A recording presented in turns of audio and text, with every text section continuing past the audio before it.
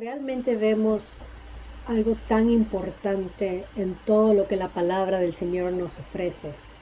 Pero específicamente este libro de Deuteronomio que hemos venido estudiándolo, hemos visto cómo Moisés en este libro, si ustedes quieren saber un poquito de la introducción del libro, solamente lean los primeros 5 versículos del capítulo 1. Hemos dicho que este libro está dividido por sermones, si podemos decirlo así, sus unidades literarias, el contexto de este libro de Deuteronomio. El primer sermón está del capítulo 1, versículo 6 al capítulo 4, 43. Y este primer sermón se enfoca en los hechos pasados de Dios para con su pueblo, la nación de Israel, el que va a entrar, esta segunda generación que está frente a la tierra prometida del lado este del Jordán. Entonces los hechos pasados de Dios es lo que trata Moisés de recordarles a su pueblo en estos primeros 4 capítulos. El segundo sermón empieza del capítulo 4, 44 al capítulo 26, 19. Todos esos 22 capítulos componen la ley de Dios, la ley de Jehová para el pueblo de Israel y claro, para todos los días, incluyéndonos cómo se aplica a nosotros. Ya vamos a ver en la aplicación de los principios fundamentales para el pueblo cristiano de estos mandamientos. Dentro de la ley de Dios para el pueblo de Israel vemos la primera parte, que es capítulos 5 al 11, donde nosotros estamos ahora estudiando la parte general de estos mandamientos, de esta ley que corresponde a los 10 mandamientos, a las 10 palabras que ya hemos estudiado. Y el capítulo 12 al 26 habla sobre ejemplos específicos, aplicaciones específicas a la vida cotidiana, a la vida agrícola, rural del pueblo de Israel en aquel entonces. Aunque era otra sociedad y eran otras épocas, la intención de cómo debe ser el trato uno hacia otro en cuestiones de respeto, propiedad privada, en cuestiones de mentiras, es la misma, no ha cambiado. Ya vamos a ver en detalles cuando entremos a algunos de estos casos. El tercer sermón se encuentra en el capítulo 27 al 30 y habla sobre la ley de Dios para el futuro de Israel, como si Israel permanece obedeciendo, va a experimentar bendiciones, que es el capítulo 28, pero si Israel desiste en obedecer y desobedece a Dios, falta de confianza en Dios, entonces vemos el capítulo 27, las maldiciones, las consecuencias de la desobediencia. Capítulo 29 al 30 vemos una renovación del pacto con esta segunda generación. Entonces las últimas palabras de Moisés hacia el pueblo antes de que Moisés se despida, porque sabemos que en el capítulo 34 se nos narra su muerte. Las últimas palabras de Moisés están en el capítulo 31, 32 y 33. Específicamente, el capítulo 31 es el sermón de despedida de Moisés, el último sermón, que tiende a ser el sermón número 4, si lo podemos decir así. Después, en el capítulo 30, versículo 30 al 32, 52, tenemos este famoso himno de Moisés, cántico de Moisés, y podemos estudiarlo como un sermón aparte, pero es el cántico de Moisés, y cómo en este cántico él trata de reunir lo más importante de la ley de Dios, el llamado a la obediencia y las consecuencias de las obediencias, les compone un cántico para que Israel nunca más se olvide. Y terminamos entonces con las bendiciones de Moisés en el capítulo 33, versículos 1 al 29. Y como ya hemos dicho, el capítulo 34 es la narración de la muerte de Moisés. Nosotros entonces estamos en el capítulo 9. Hemos leído todo el capítulo, pero me quiero enfocar en los primeros 6 versículos. Porque en estos primeros 6 versículos vemos el énfasis que es Dios, no Israel, que gana la victoria. Es Dios y no Israel el que se le atribuye el crédito del por qué se le está entregando esta tierra. En este mismo capítulo, la próxima semana, vamos a ver la conducta de Israel revisada en Horeb y cómo Moisés intercede. Esos son los versículos 7 al 14. En un sentido, Moisés recuerda la historia, revisa la historia de Israel y lo que hallamos es rebeldía. el pueblo peca. En este mismo capítulo vemos dos acontecimientos o dos casos en los que el pueblo de Israel peca y cómo Moisés intercede por cada una de esas dos veces. Enfoquémonos entonces en los primeros 6 versículos de esta primera parte, porque empieza con el famoso Shema, este término hebreo de oye Israel, que significa oír para obedecer, no oír y te entra por un oído y se te sale por el otro, es oír para obedecer. Es lo mismo que nos ha venido diciendo Moisés en el capítulo 4.1, capítulo 5.1, capítulo 6.3, 6.4, ahora 9.1 y va a continuar en el 23 y 27.9. Y el llamado a Israel. Ahora, acá se nos habla sobre un tema repetido que encontramos en Deuteronomio, que Israel va a entrar a una tierra donde hay naciones más numerosas y más poderosas que ellos mismos. Esta es la realidad del caso. Y el punto teológico o el punto para enseñarnos de enseñanza es que Dios ha elegido a Israel. Dios empezó dando sus promesas. Hemos estudiado el llamado de Dios para con Abraham, a los patriarcas, y en su soberanía Dios va a cumplirle a Israel. Dios puede ser confiado porque Él es verdadero. ¿Okay? Israel, por el otro lado, tiene un carácter enaltecido, obstinado, terco, que no termina de creerle a Dios y lo vemos en los resultados por su falta de obediencia.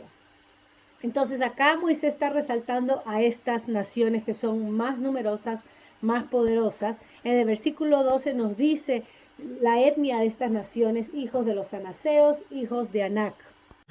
Estas naciones de los hijos de los anaseos, los hijos de Anac, etimológicamente este término significa personas de cuello largo y se refiere por lo tanto a gigantes. Es lo que se mencionó y estudiamos en Deuteronomio 2 del 10 al 11, que está relacionado con los refaítas y que se menciona también en Números 13:33 cuando da el reporte los 2 espías que regresan y 10 de ellos que dan un informe totalmente negativo, levantando murmuración y calumnia contra Moisés, porque ellos mismos responden: ¿cómo nosotros vamos a entrar a esa tierra llena de gigantes? Nos aplastarán. Eso es para que lo lean.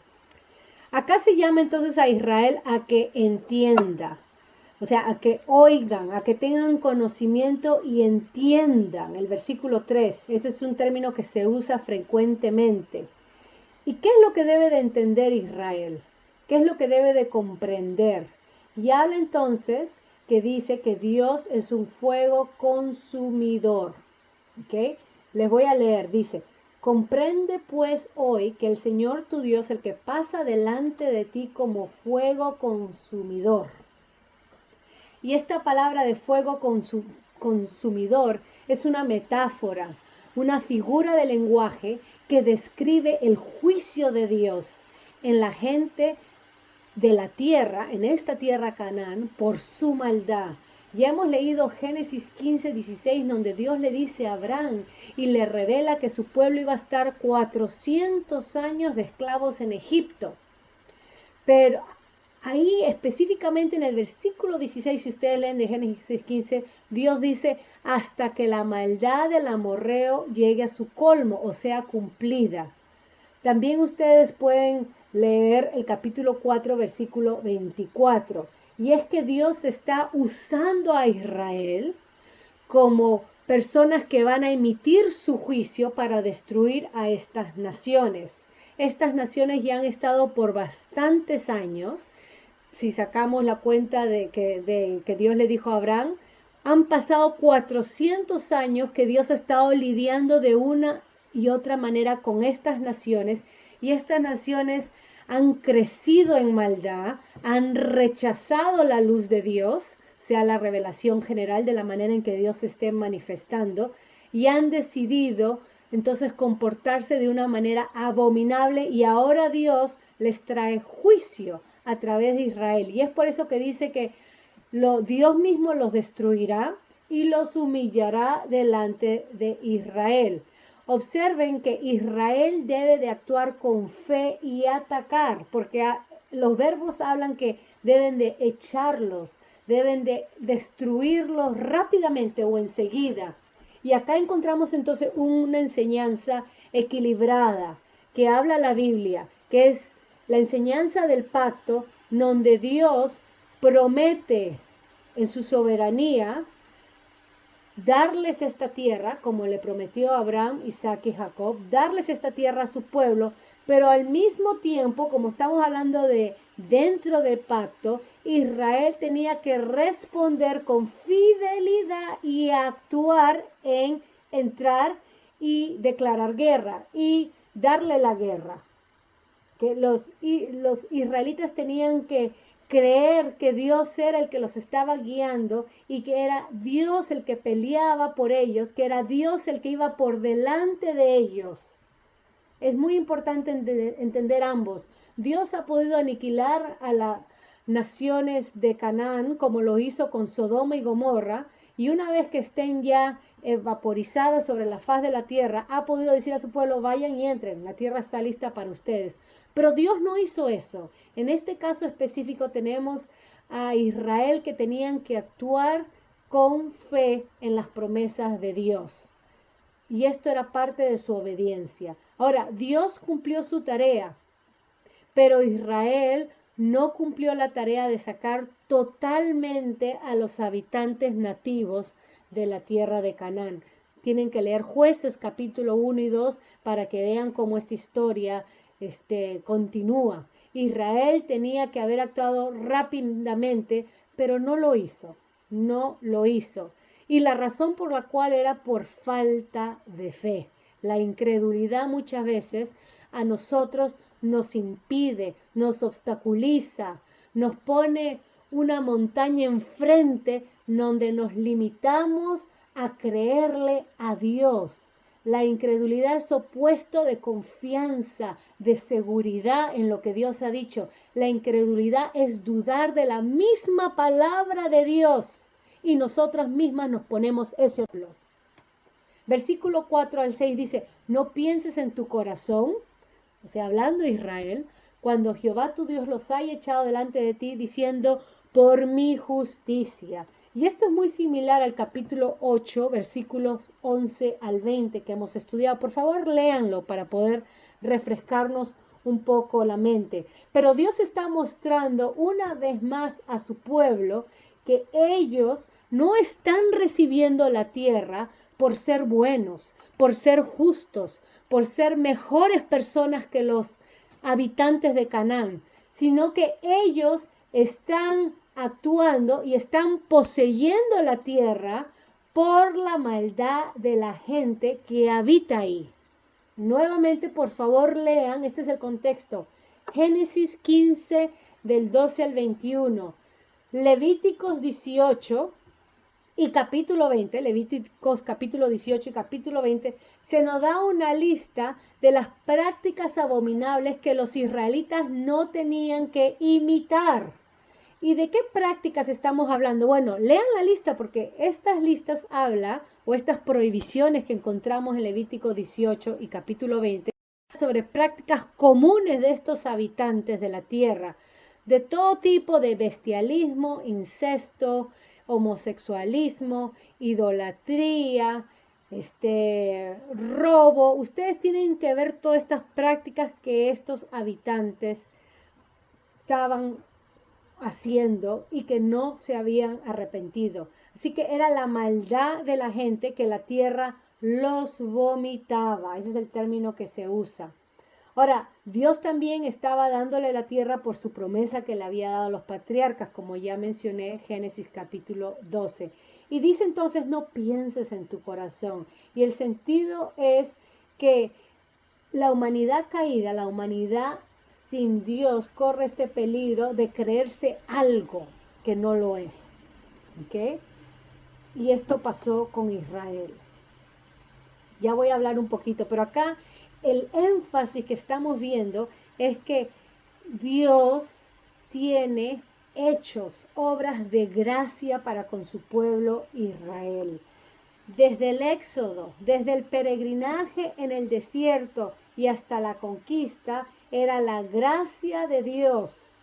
No eran los premios que había ganado Israel o había merecido Israel por sus acciones. Era la gracia de Dios actuando a través con su pueblo. Fue el amor de Dios por los padres, Deuteronomio 4, versículo 37 al 38.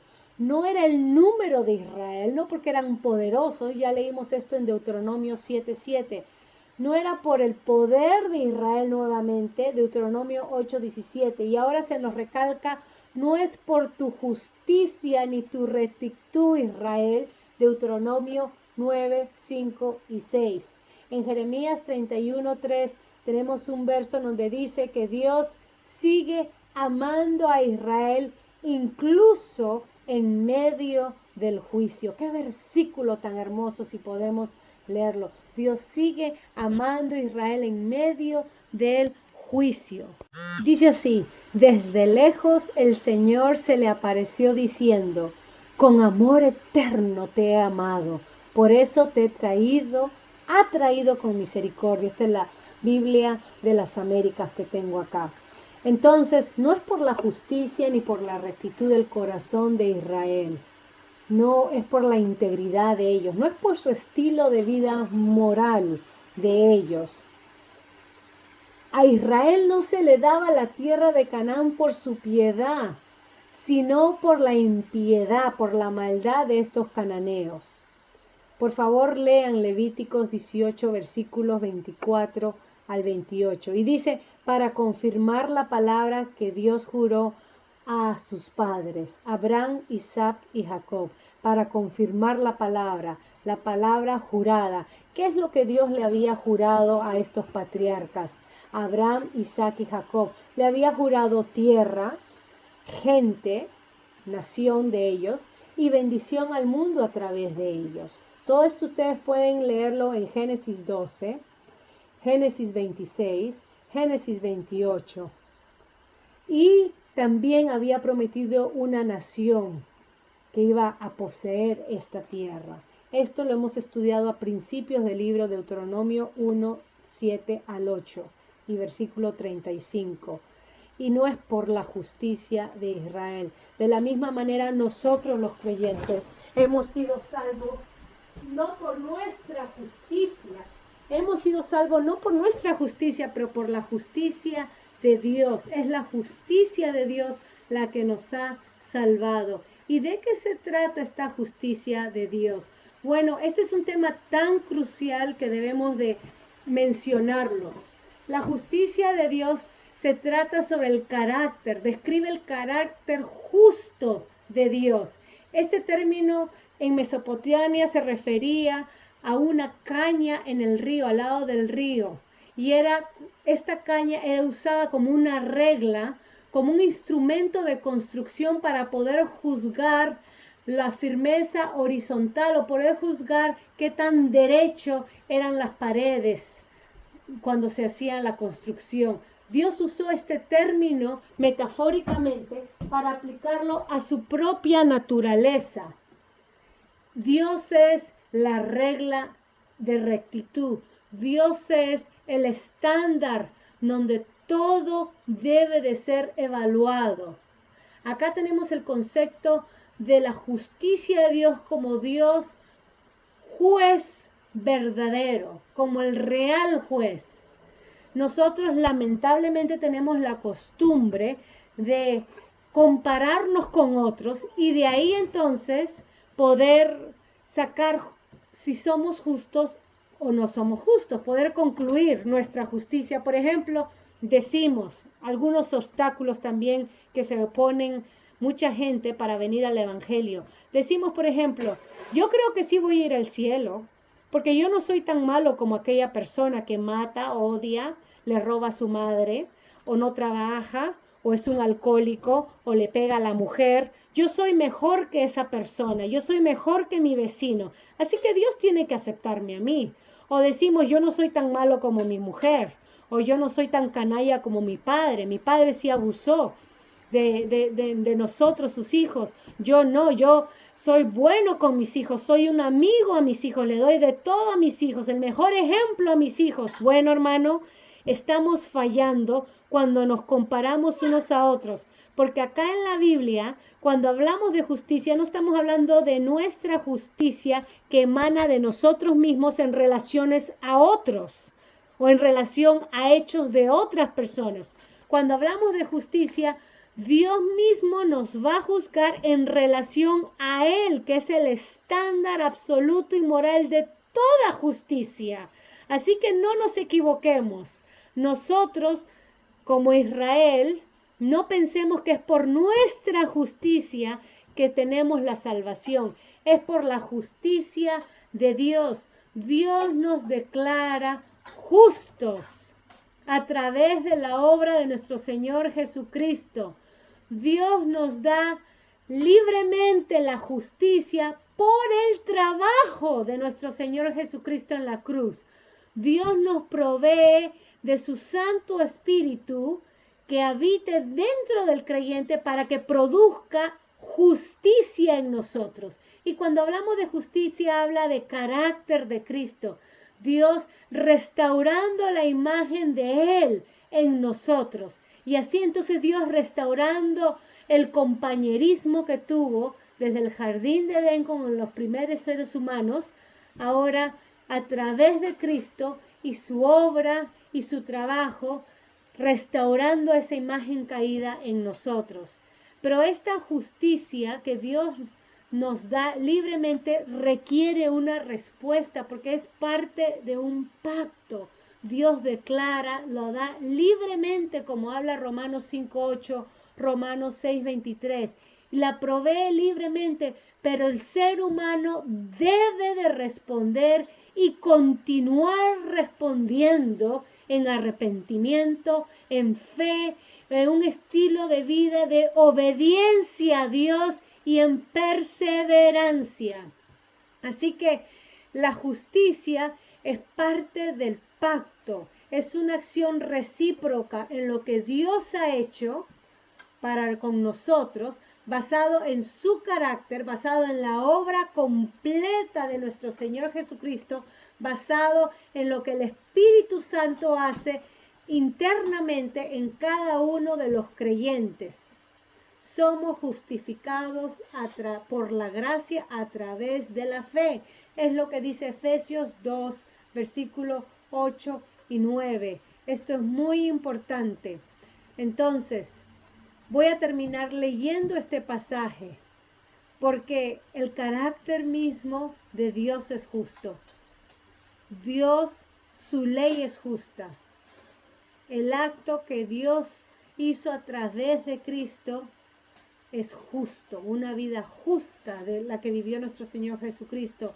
Y esa misma vida justa se nos es dada a nosotros a través del el Espíritu Santo viviendo en nosotros. Es muy importante entender esto. Debemos de aceptar, creer y seguir buscando ser más como Cristo. Efesios capítulo 2, y veamos esto en el contexto de este mismo libro de Deuteronomio capítulo 9. La Biblia de las Américas es la versión que estoy leyendo y voy a dar énfasis en algunas partes. Dice así, Efesios 2, y Él os dio vida a vosotros, que estabais muertos en vuestros delitos y pecados, en los cuales anduvisteis en otro tiempo según la corriente de este mundo, conforme al príncipe de la potestad del aire, el espíritu que ahora opera en los hijos de desobediencias, entre los cuales también todos nosotros en otro tiempo vivíamos en las pasiones de nuestra carne, satisfaciendo los deseos de la carne y de la mente, y éramos por naturaleza hijos de ira, lo mismo que los demás. Pero Dios, mira acá, pero Dios que es rico en misericordia, por causa del gran amor que nos amó, así como Israel, aun cuando estábamos muertos en nuestros delitos, nos dio vida juntamente con Cristo. Por gracia habéis sido salvados. Y con Él nos resucitó y con Él nos sentó en los lugares celestiales en Cristo Jesús, a fin de poder mostrar en los siglos venideros las sobreabundantes riquezas de su gracia por su bondad para que con nosotros en Cristo Jesús, porque por gracia habéis sido salvados por medio de la fe, y esto no de vosotros, la salvación, sino que es don de Dios, regalo de Dios, no por obras para que nadie se gloríe, porque somos hechura suya, creados en Cristo Jesús para hacer buenas obras, las cuales Dios preparó de antemano para que anduviéramos en ella. Hemos sido salvos para buenas obras. Hemos sido salvos para experimentar la transformación de Dios en nosotros y así Dios restaurar esa imagen caída, esa imagen que es a imagen de Él, pero ahora restituida en Cristo Jesús. Que Dios me los bendiga.